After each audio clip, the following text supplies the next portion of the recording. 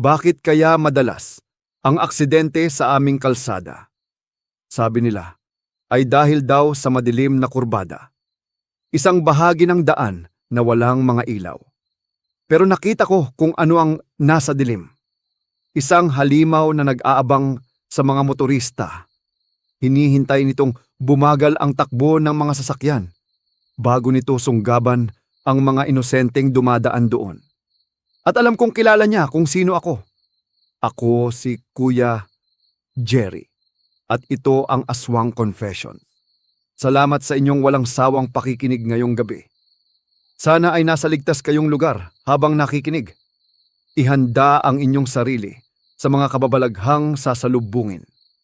Buksan ang inyong isipan at talasan ng paningin. Pakinggan ang mga bulong sa likod ng hangin. Huminga ng malalim at tara. Kwento tayo. Ang bida natin ngayong gabi ay si Undoy. Isa siyang simpleng binatilyo sa isang liblib probinsya. Tahimik ang kanilang barangay at malayo sa syudad. Halos lahat ng tao ay maagang natutulog doon. Madalas inuutusan si Undoy ng kanyang matandang ina. Bumibili siya ng mga gamot o ulam gabi-gabi. Ngunit may isang bahagi ng kalsada siyang iniiwasan. Ito ang kurbada na napapaligiran ng matataas puno. Walang kahit anong poste ng ilaw sa lugar. Kaya kapag sumapit ang dilim, ay nakakatakot ito. Dito, madalas, na may nadidisgrasya na motorista. Palaging may sumisemplang at namamatay sa madilim kurbada. Sa loob ng isang buwan ay may namamatay. Sabi ng mga pulis ay nawalan ng kontrol. Baka daw nakainom ang mga nagmamaneho ng motor o kaya ay nadulas sa basang kalsada doon. Akala ng lahat ay simpleng aksidente lang iyon. Walang naghinala na may nagtatago sa matataas puno. Isang gabi ay sumakit ang tiyan ni Undoy. Hindi niya matiis ang hapdi at matinding hilab. Kailangan niyang bumili ng gamot sa kabilang tindahan. Wala siyang magagawa kundi ang lumabas ng bahay. Madilim na madilim at walang buwan ng gabing iyon. Napakalamig ng simoy ng hangin sa buong paligid. Habang naglalakad siya, ay kinikilabutan ang kanyang batok. Parang may mga matang nakatingin sa kanya doon. Binilisan niya ang kanyang mga hakbang sa kalsada. Nang makalapit siya sa madilim at sikat na kurbada, biglang tumahimik ang lahat ng insekto sa paligid. Nawala ang tunog ng mga kuliglig at palaka. Tapos ay may narinig siyang paparating na motor. Mabilis ang takbo nito mula sa kabilang bayan. Ngunit may kasabay itong kakaibang tunog sa itaas. Tunog ng napakalaking pakpak na pumapagaspas sa hangin. May narinig siyang sigawan mula sa mga motorista. Dalawang lalaki ang sakay ng mabilis na motor. Pamilyar na boses ng kanilang mga kapitbahay iyon. Tila sila ay takot na takot at sumisigaw. Humihingi sila ng tulong habang pabilis ng pabilis. Tumingala si Undoy at nakita ang isang anino. Isang napakalaking nilalang ang lumilipad sa kanilang itaas.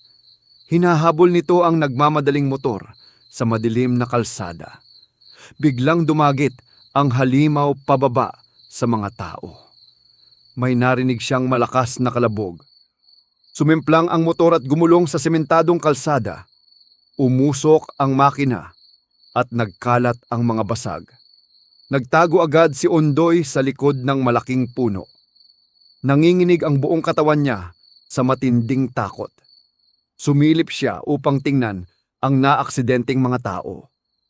Ngunit nakita niya ang isang nakakakilabot na eksena. Isang manananggal ang nakapatong sa dugo ang mga motorista. Kalahati lang ang katawan nito at puro bituka. Napakalaki ng mga paniki nitong pakpak na itim. Mahahaba ang mga kuko nitong nakabaon sa laman. Kitang-kita niya kung paano nilapa ang biktima. Naririnig niya ang pagpunit ng balat at damit, ang pagnguya ng halimaw sa mga sariwang laman. Umiinom ito ng mainit na dugo sa kalsada. Napaiyak na lamang si Undoy sa sobrang takot. Tiniklop niya ang kanyang bibig upang hindi tumunog at hindi siya nito mapansin. Hinintay niyang lumipad ang halimaw bago siya tumakbo. Kinaumagahan ay hindi makakain si Undoy sa takot. Laman ng balita ang 2 namatay sa aksidente. Ngunit nagdesisyon si Undoy na tuluyang lumaban dito. Hindi niya hahayaang may mamatay pang iba roon. Bumalik siya sa lugar dala ang kanyang tirador. Pumulot siya ng mga matutulis at mabibigat na bato. Dinala niya ito sa simbahan upang basbasan doon. Binasa niya ang mga bato ng banal tubig. Kinagabihan ay nag-abang siya sa madilim kalsada. Nagtago siya sa itaas ng isang malagong puno. Makalipas ang ilang oras ay nakarinig siya ulit ang nakakakilabot na pagaspas ng malalaking pakpak nito. May paparating na namang isang motor sa kurbada. Nakita niya itong lumilipad papalapit sa isang biktima. Agad niyang inasinta ang mukha ng nakakatakot na halimaw. Hinihigit niya ng madiin ang goma ng tirador. Tinamaan niya ito ng batong may holy water. Eksakto sa kanang pisngi ng halimaw ang bato. Sumigaw ang halimaw at umusok ang mukha nito. Mabilis na lumipad palayo ang manananggal sa sakit. Nailigtas niya ang motorista sa gabing madilim na iyon.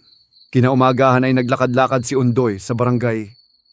Gusto niyang malaman kung sino ang tinamaan niya. Napansin niya ang kanilang matandang kapitbahay sa labas. Si Aling Corazon ay nagwawalis ng mga tuyong dahon. Ngunit may nakatakip na tela sa mukha nito. Nang humangin ay lumipad ang tela sa mukha. Nakita niya ang malaking sunog sa kanang pisngi. Eksakto sa pwesto kung saan niya tinamaan ang halimaw. Nanlaki ang mga mata ni Undoy sa katotohanan. Alam niya na siya ang manananggal sa kalsada. Si Aling Corazon na palaging mabait sa kanila. Isang gabi ay sinundan niya si Aling Corazon. Gusto niyang makakuha ng matibay na ebidensya dito. Gumapang siya papunta sa likod ng bahay nito. Puno ng matataas na talahib ang paligid doon. Sumilip siya sa butas ng lumang bahay na kahoy. May naririnig siyang kakaibang orasyon mula sa loob. Parang Latin na dasal na pabaliktad ang bigkas. Nakita niya ang paghihiwalay ng katawan ng matanda. Unti-unting naputol ang baywang nito sa 2. Umusli ang mga itim na pakpak sa likuran. Tumulo ang malapot na dugo sa sahig na kawayan. Naging pula ang mga mata ng matandang babae. Tumubo ang malalaking pakpak at tuluyang lumipad ito. Lumabas ito sa butas ng pawid na bubong. Agad na tumakbo si Undoy sa kanilang kapitan. Halos madapa siya sa dilim habang humihingi ng tulong. Kinalampag niya ang pinto ng bahay ng kapitan. Isinumbong niya ang lahat ng kanyang mga nakita. Pinuntahan nila ang bahay kinaumagahan upang hulihin ito. Dala nila ang mga itak at mga asin. Ngunit pagdating nila doon ay bukas na ang pinto. Wala na si Aling Corazon sa kanyang bahay. Naiwan na lamang ang amoy ng lansa doon. Nakatakas na ang manananggal at umalis ng probinsya. Ilang taon na ang lumipas mula nang mangyari iyon. Binata na si Undoy at nagtatrabaho sa syudad. Ngunit hanggang ngayon ay parang may sumusunod sa kanya. Tuwing gabi ay may naririnig siyang pagaspas ng pakpak sa labas ng bintana ng kanyang inuupahang kwarto. Alam niya na hindi pa tapos si Aling Corazon. Hindi nakakalimot ang mga aswang sa nanakit sa kanila.